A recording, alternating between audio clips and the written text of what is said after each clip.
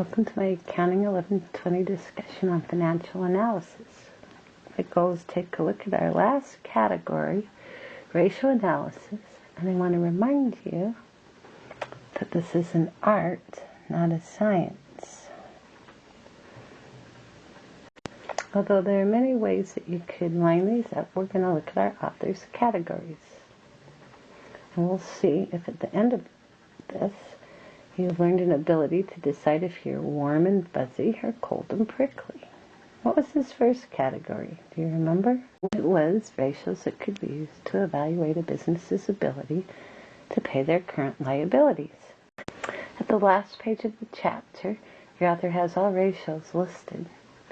So you can see them, their formula, and the information that they provide, or the analysis they give.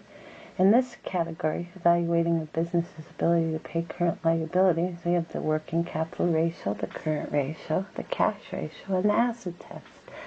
After you have calculated those four ratios for yourself for a period of time, for your competitors, and for your industry, you're going to feel like this business you're analyzing has an ability to pay their current liabilities or not.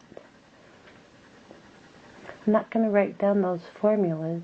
You need to go to the last page of the chapter, read those, and look at the information that they provide and study that a bit. Let's move on to category 2. The next category is to evaluate a business's ability to sell inventory and collect on those sales. We have some ratios. Do that. Your inventory turnover. How many times do you turn your inventory in a year? How many day sales do you have in inventory? Enough? Not enough? What's your gross profit percentage? What's your accounts receivable turnover? How many times a year do you collect your accounts receivable? What's your day sales in accounts receivable? If your average day sales and receivables 42 and your accounts receivable terms are net 30, you're probably overall doing a fine job. How about the third category? How about evaluate the ability of a business to pay long-term debt? If you're going to invest in their bonds, is this of interest to you? The ratios you might study are the debt ratio, the debt-to-equity ratio, and the times interest earned ratio. After doing this, you would have a feel for if you thought the business was going to be able to pay you back the money that you invested in their bonds. That would be of interest to you. How about evaluating profitability? This business is in business for a reason. How are they doing at that? There are some ratios that help you decide for yourself. The profit margin ratio, the return on assets ratio, the return on equity, and the earnings per share ratios. If you evaluated these ratios for a business for your current year, the last couple of years, compared them to your competitors and to your industry, you'd have a really good feel for if you thought this business was behaving in a profitable fashion. The next category. How about evaluating stock as an investment? Are you thinking about buying their stock? What could you do to decide if you liked the way it was going? You'd be interested in the price-earnings ratio, the dividend yield ratio, and the dividend payout ratio. We've talked about these ratios all through the chapters we've studied in our book, so it's nice that this chapter has them all listed together. What you'll find is in the ratio section, they'll show you how to calculate the ratios with real numbers, that analyze them with you, and then they'll help you decide if you think it's a good trend or not good trend. At the end of the chapter, the ratios are all listed so you can find them all together. You know, some books list ratios differently. They might look at the evaluated business's ability to pay liabilities as a liquidity issue. Is the business liquid? And the ability to sell inventory and collect is the business efficient in their operation? So we have liquidity and efficiency. They might look at long-term debt as how risky is this business, regardless of how the book approaches it.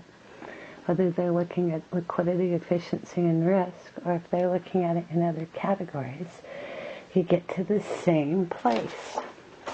Your goal is to be able to do horizontal, vertical, and ratio analysis so that you could take annual reports or financial statements and their notes, and that you could run those procedures on them, and as an external person to this organization, you can use them to make a decision.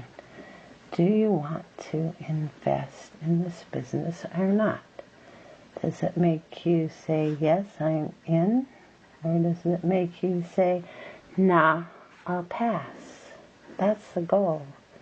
And there isn't like this line that you hit. It's more like, how are you feeling? That, my friends, is how you do ratio analysis.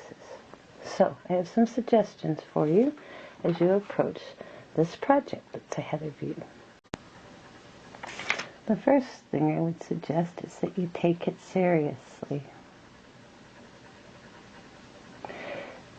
Not doing this project has the ability to move your grade about 0.5 point. So if you're at an A-, you're down to a B. So, take it seriously. 2, study the racial part of the chapter. We've talked about all of these before. This is a capstone chance for you, to where you can look at it from a place of knowledge starting. The third thing is for you to do a college-level effort on the writing of your paper. Take it seriously. If you read the whole project, there's a lot of advice on how to do it well, put it together properly, and have it be a final project. So read the whole project before you get started. There's lots of suggestions in there. Finally, there are a lot of ratios included on the final. Most of them come from Accounting 1120, since it's an Accounting 1120 final, but we did have a ratio analysis chapter, so technically they're all in there.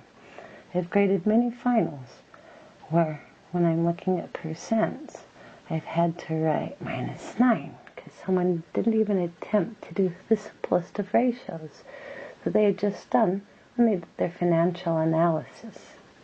I don't know what this looks like to you, but it looks to me like a hit that you don't need to suffer on your final. Then you take off all the other points. That's a big hit. And the final's worth 20% of your grade. So please take the ratio analysis part of this seriously and do a good job. And once again, thank you for joining me. It's probably not fun to listen to me drone on. I don't even like to listen to me drone on. So thanks for joining me. Let's wrap this up with a bow. Talk to you later, my friends. Bye-bye.